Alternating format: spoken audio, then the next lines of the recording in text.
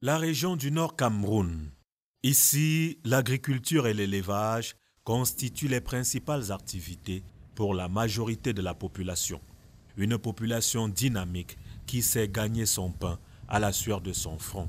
Mais une population confrontée à des problèmes de santé et des défis climatiques dont l'incidence est accentuée par la coupe du maigre couvert végétal.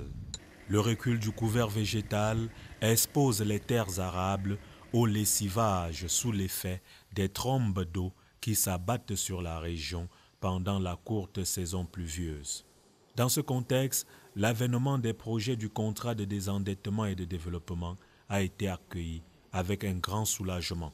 Le CD2 s'est d'abord beaucoup appuyé sur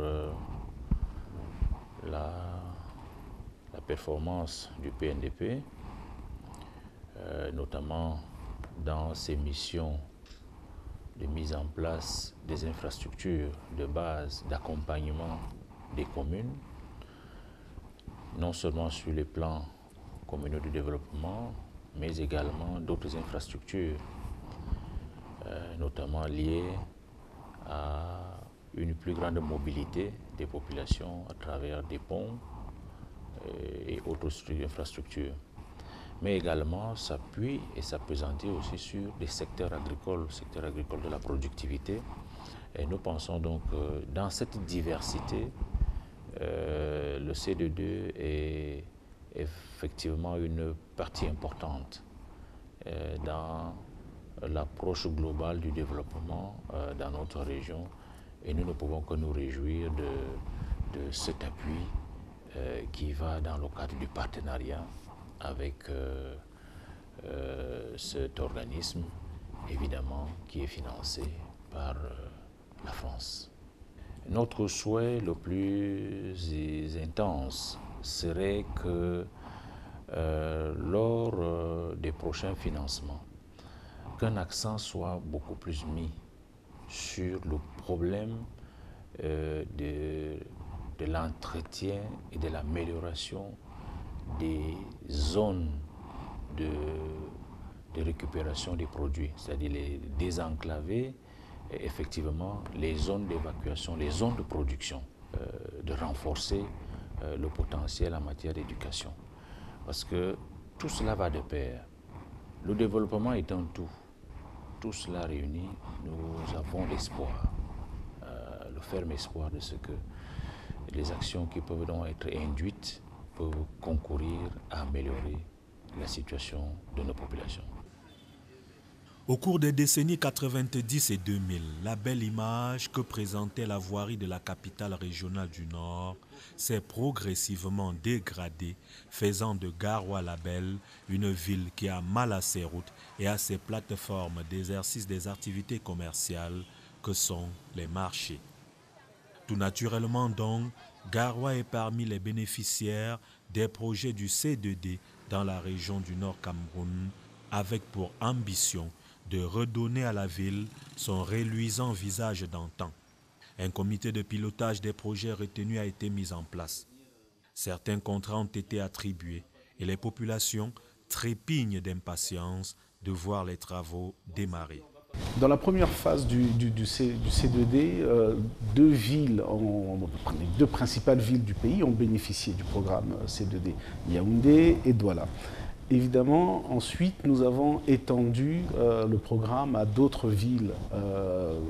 Garoua est concerné aujourd'hui, mais vous avez également Bamenda, Bertois demain, et dans une prochaine phase, Maroua sera également concerné. L'objectif finalement du C2D sera de couvrir l'ensemble du pays de telle sorte qu'aucune région ne puisse considérer qu'elle est abandonnée, car ce n'est pas l'optique poursuivie par le gouvernement et ce n'est pas la nôtre non plus. Quand je passe, on vous demande ça va commencer quand, donc il y a une certaine impatience parce que nous parlons depuis du C2D, on a réuni des populations, tout le monde est au courant, toute la ville est au courant, parce que je vous dis que ça a été fait démocratiquement le choix des routes. Donc les populations n'arrivent pas à concevoir qu'après 4 ans de C2D, rien ne vient. Il y a des routes qu'on n'a pas réhabilitées parce qu'on pensait que le C2M allait arriver. Au niveau de Garoua, je pense que nous avons pratiquement près de 16 km de voirie urbaine à réhabiliter. Dans les infrastructures routières, non. Il est logé aussi les drains pour réduire les inondations.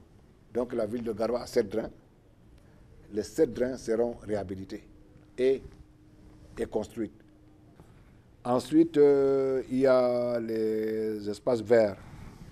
Nous avons demandé qu'on inscrive les 2 principaux marchés de la ville de Garoua, le marché Béac et le marché Yélois, donc pour être réhabilités et afin d'améliorer les recettes de la ville.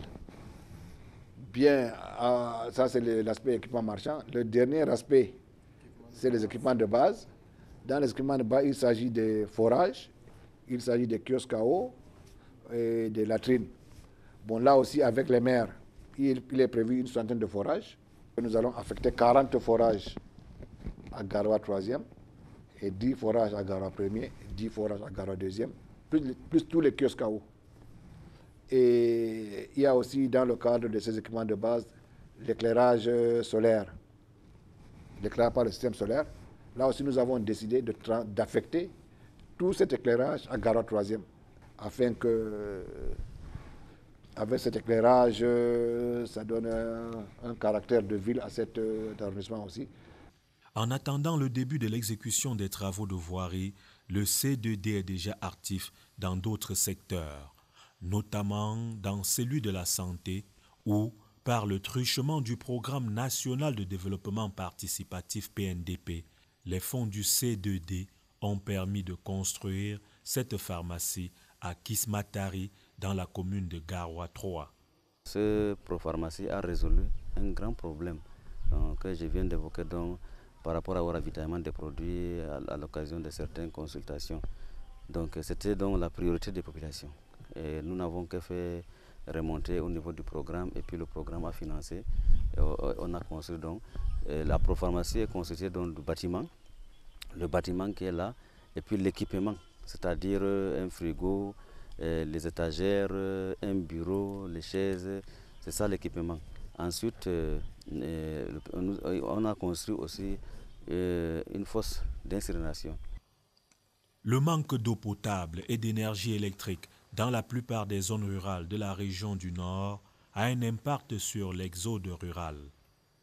Dans certaines de ces zones comme Ngong, les efforts d'électrification entrepris par des électriciens du dimanche exposaient les populations à de gros risques.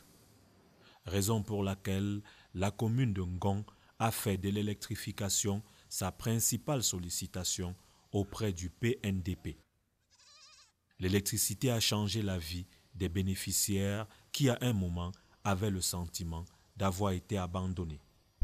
Aujourd'hui, les populations me disent qu'elles n'ont plus envie d'aller à Ngong ou à Ndjola pour écraser leurs céréales, le font sur place. Aujourd'hui, ces populations me disent que, monsieur le maire, nous avons en projet un forage qui ne sera alimenté qu'avec le courant électrique. Je voudrais vous dire que tous ces projets sont issus du PCD, le plan communal de développement. Et ceci, ce ne sont pas des projets qu'on a imposés à ces populations. Elles viennent de la base, c'est dans le cadre d'un programme participatif. Donc ce sont des projets prioritaires de ces populations-là. À Boclé, village voisin de Ngong, les populations vivent encore dans l'obscurité à la nuit tombée. L'électricité ici est une commodité rare. Cette situation paralyse les activités de l'unique centre de santé de la contrée construite sur financement du C2D. On fait presque tout, la médecine générale et la maternité et la chirurgie en même temps. Oui. On ne serait-ce que les petits soins de chirurgie, puisque nous, on n'a pas encore un bloc opératoire ni rien.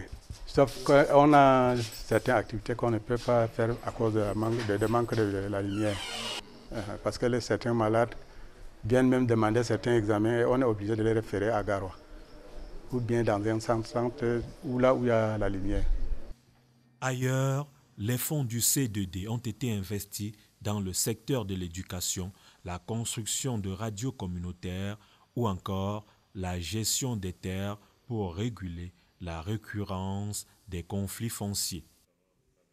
Sur ces différents aspects, la commune de Pitoa est une parfaite illustration. Avec le fonds CDD, on a pu faire des salles de classe, des blocs de salles de classe, des latrines, des reboisements.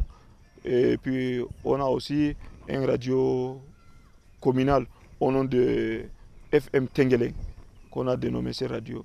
Et puis aussi on a un projet RED Plus pour l'adaptation au changement climatique qui est à hauteur de 300 millions. Et puis il y a aussi, avec le fonds CDD toujours, qu'on a eu à travers le PNDP, qu'on a construit des magasins d'entreposage de géants et d'engrais alimentaires. Et puis des hangars aussi qui, dans les marchés. Il y a le programme PNDP, programme d'utilisation des soins durables de terre.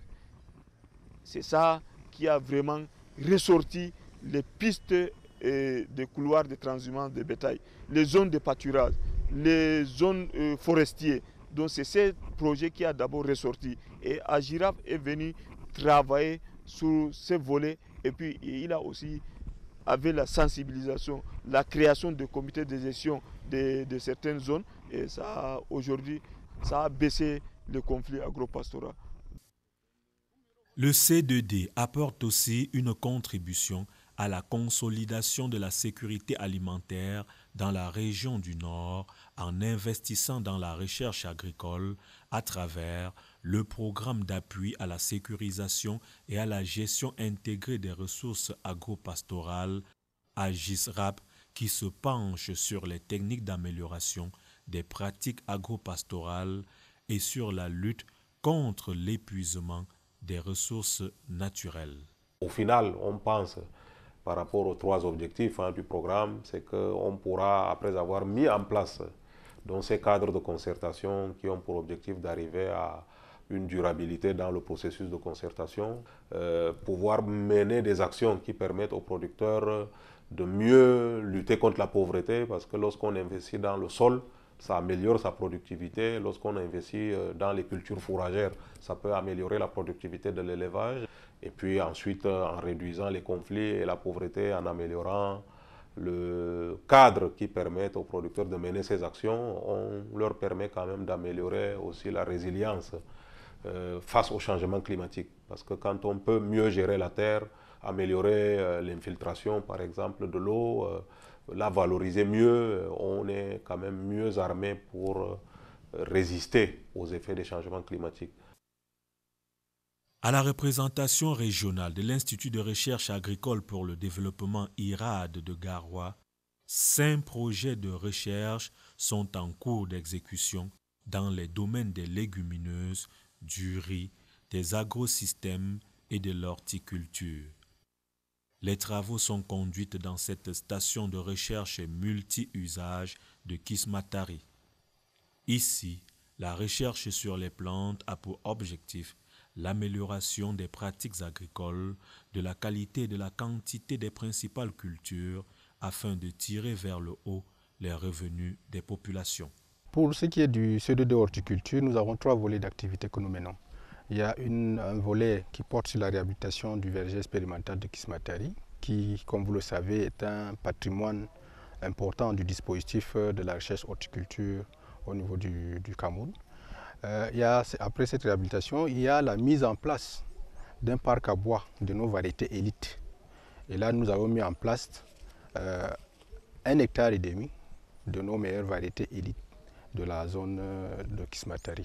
Mais il y a également une activité qui porte sur la culture maraîchère, notamment sur la morelle noire. Nous voudrons voir dans cet aspect de la morelle noire quels sont les éléments toxiques qu'on peut retrouver dans sa production, étant donné qu'il y a une forte utilisation des pesticides dans la production horticole et maraîchère actuellement. En raison de la déforestation sévère et du changement climatique, l'eau est une denrée de plus en plus rare dans l'environnement sahélien de la région du Nord. Les 9 mois de saison sèche sont une période de pénitence à la fois pour les hommes et les bêtes. Tout naturellement, les populations ont souhaité ardemment que les activités d'agroforesterie d'élevage intégré, de construction de forages et de gestion des sols soient menées ici. Elles ont été exaucées par le programme d'appui à la sécurisation et à la gestion intégrée des ressources agro-pastorales qui a construit des réserves d'eau pour la population et le bétail. L'intérêt de ces biefs, c'est d'essayer maintenant de bloquer la vitesse d'eau et retenir d'humidité pour nous faciliter de creuser des puits sans avoir une profondeur et trouver l'eau très rapide. Donc avant, c'était un maillot. En saison pluvieuse, il y a de l'eau. En saison sèche, l'eau n'existe pas. Ça tarit. L'eau qui est là maintenant, là, les animaux peuvent même quitter de loin parce que l'eau se tarisse en saison sèche pour venir boire ici. Une autre technique vulgarisée par le programme AGISRAP et utilisée par les paysans, particulièrement dans les zones montagneuses de la région du Nord, est la construction de ces barrières de pierre autour des champs pour empêcher que les terres fertiles soient emportées vers les bas-fonds par les torrents qui déferlent à une vitesse vertigineuse sur ces pentes abruptes en saison pluvieuse. Les barrières retiennent à la fois la terre et l'eau nécessaires à la croissance des cultures. Avant, la parcelle, si on laissait ça comme ça, sans toutefois semer nos céréales, mais dès que ESA2 est venu, il nous a montré comment nous allons faire pour pratiquer nos cultures dans des parcelles montagneuses comme ça. Donc on a fait l'aménagement. Ça nous a beaucoup aidé parce que ça cale déjà le ruissellement de l'eau. Quand il pleut, bon, finalement l'eau marche lentement. Voilà, et ça donne l'humidité dans la parcelle. Et ça nous a beaucoup aidé. Avant, on trouvait peut-être 5 ou 6 sacs, mais cette fois-ci, on a un bon rendement qui monte jusqu'à 8 par quart. Oui, maintenant, on a un bon rendement avec l'aménagement. Et l'humidité garde dans la parcelle. Quant au programme d'amélioration de la compétitivité des exploitations familiales agro-pastorales ACEFA, il apporte un soutien financier aux petits producteurs afin qu'ils augmentent les rendements de leurs exploitations. Nous avons financé dans la région du Nord 352 projets de groupement de producteurs pour un total de 1,135 milliard pour la phase 1. Pour la phase 2, nous avons financé jusqu'à ce jour 82 projets pour un montant total de 301 millions. Donc, ce qui fait qu'au total, nous avons financé 434 groupements de producteurs, c'est-à-dire GIC, pour un montant total d'à peu près 1,436 milliard de francs CFA. En ce qui concerne les OPA, les organisations de professionnels agro-pastorales, c'est-à-dire les unions, les fédérations, les confédérations, et les coopératives simplifiées, le programme ACEFA a eu à financer 7 OPA pour un montant total d'à peu près 89 millions de francs CFA. La coopérative dénommée Kautal Remobe de Tongo a vu le jour en 2009. Elle rassemble en son sein les cultivateurs intéressés par la production et la transformation du maïs. Cette union a reçu un financement de ACEFA de 21 600 000. Notre apport personnel est donc, était de 9 660 000. C'était notre apport personnel. Nous disposons d'une superficie de l'ordre de 200 hectares, mais viabilisé, ce n'était que à peine 15 hectares. Bon, avec la subvention ou bien le financement de ACEFA, on a acheté un tracteur et tous les accessoires. Et cela nous a permis donc d'augmenter notre superficie de 15 à 41,5 hectares. Quant au groupe d'initiative commune PPPF, il a mis sur pied cette pépinière de plants d'arbres pour gérer les problèmes de déforestation dans le paysage de la région du Nord. Les membres du GIC sont convaincus que la solution aux effets néfastes du changement climatique qui pèse sur leur quotidien passe par la reforestation. Pour que ces organisations agro-pastorales réussissent, elles ont besoin d'être conseillées et accompagnées. Le programme ACEFA l'a compris et a créé des structures telles que le Centre régional d'appui à la professionnalisation agro-pastorale qui collabore avec la plateforme nationale des organisations des producteurs agro-sylvico-pastorales du Cameroun, Planopac en abrégé. Un outil de développement mis en place en 2007 par un groupe de producteurs.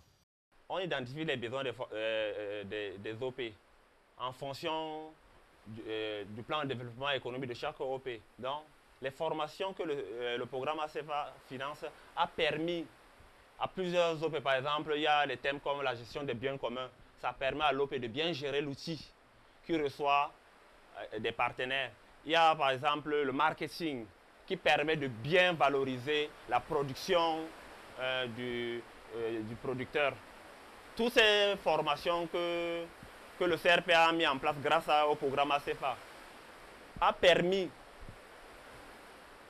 d'atteindre un certain niveau de revenus au niveau des producteurs parce qu'on s'est rendu compte que grâce à une gestion efficiente des outils de production, ces organismes ont amélioré leur production et directement, ça a une implication sur leur vie en général. Donc, les revenus augmentent.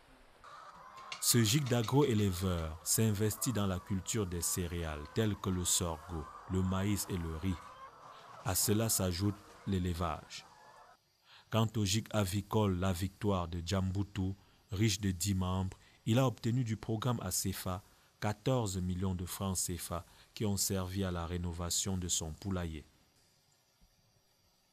Dans le cadre du partenariat public-privé, le Centre technique de Garoua, propriété de l'Union des églises baptistes du Cameroun, a reçu un financement de 50 millions de francs CFA pour la formation des jeunes en chaudronnerie, mécanique automobile, fabrication des moulins et du petit matériel agricole. On s'est rendu compte que lorsque les paysans ou bien les agriculteurs ont fini les cultures, il y a une opération très délicate qui vise peut-être à concasser, à égrener, qui est pénible. Donc le but, c'est de pouvoir leur fournir ces équipements à moindre coût pour permettre à tout un chacun de les acquérir et ainsi faciliter ces opérations qu'on appelle post-récolte. Revenons au secteur de la santé où le C2D a équipé la plupart des hôpitaux de la région du Nord en kits d'accouchement, en appareils réfrigérants et en médicaments antirétroviraux.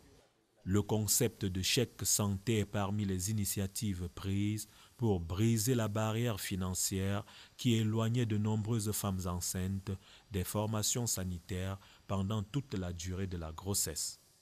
Malgré cette évolution positive, tout n'est pas rose pour le projet. Jusqu'à ce jour, nous avons déjà vendu près de 4400 chèques. Ça veut dire que 4400 femmes enceintes ont adhéré au projet Chèque Santé. Maintenant, après la vente du chèque, les femmes qui en ont bénéficié doivent aller dans les différentes formations sanitaires pour pouvoir bénéficier des prestations. La première prestation, c'est les consultations prénatales. Et il a noté qu'à ce jour, 70% des consultations prénatales dans les 12 formations sanitaires contractualisées sont couvertes par Chèque Santé. Près de 80% des accouchements également sont couverts par Chèque Santé. Et on peut également noter que toutes ces prestations concourent à diminuer les impacts de la mortalité, que ce soit chez la mère et que ce soit chez le nouveau-né. L'objectif qu'on avait au départ, c'était d'accréditer au moins 28 formations sanitaires. Jusqu'à ce jour, on n'a que 12 formations sanitaires qui ont été jugées aptes à offrir des soins de qualité. Et je pense que le critère qui élimine la plupart des formations sanitaires, c'est le manque de personnel qualifié, c'est l'insuffisance en matériel, en équipement, parce que pour offrir les soins de qualité, il faut avoir du personnel, il faut avoir des équipements. Le Centre Pasteur de Garoua a lui aussi reçu du C2D un appui financier qui a été investi dans la réhabilitation des infrastructures du centre. Ça permet de baisser le prix des examens qui leur sont prescrits d'une façon extrêmement importante. Puisqu'en fait, si vous voulez, on baisse le prix de 5 fois. Par rapport à un prix normal non subventionné, le prix est baissé de 5 à 10 fois. Ça a permis également de mettre en place la charge virale VIH. Donc la charge virale, c'est la mesure du nombre de virus qui se trouvent dans le sang des patients. Et c'est maintenant l'examen le plus important pour le suivi des patients qui sont sous traitement. Donc jusqu'en 2014, en fait, c'est le C2D qui a permis de mettre en place cet examen au Centre Pasteur à Garoua. Le complexe privé de formation des personnels médico-sanitaires a obtenu du C2D ce bus qui sert au transport des élèves. La salle informatique du complexe a été bien équipée. Les conclusions que nous pouvons tirer aujourd'hui, on peut dire que en termes d'amélioration de l'offre des soins de santé, le CD2 a répondu présent. En termes d'amélioration de la formation des enfants de l'école primaire, le CD2 a répondu présent, en partant du recrutement des instituteurs vacataires jusqu'à la construction des salles de classe dans les zones prioritaires. En termes de santé, on est passé du kit obstétrical au chèque santé, ce qui apporte quand même un plus dans le cadre de l'amélioration des soins de santé en passant par les districts de santé. Donc, que ce soit au niveau des secteurs sociaux ou au niveau du développement rural, dans le sens vraiment large comme nous l'entendons, qui intègre en même temps le PNDP, en 10 ans, les réalisations du CD2 sont vraiment immenses. Globalement donc, à travers la région du Nord, comme dans les 9 autres régions du Cameroun, les gouvernements français et camerounais, en phase avec la mise en œuvre du contrat de désendettement et de développement, essaiment des projets en phase avec les besoins des populations à la base afin d'améliorer leur quotidien.